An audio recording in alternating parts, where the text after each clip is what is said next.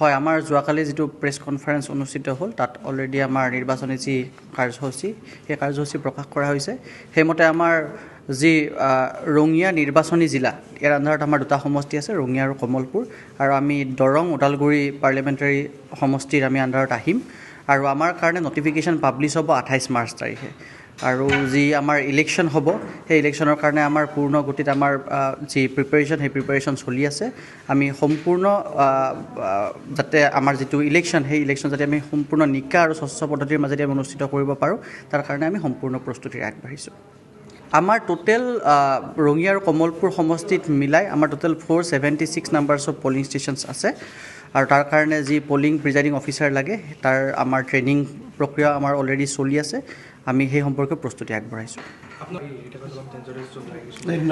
আমাৰ তেনেকুৱা vulnerable polling station ইয়াত নাই, আইডেণ্টিফাই কৰা নাই এতিয়ালৈকে ভালনাৰেবল পলিং ষ্টেচনছ।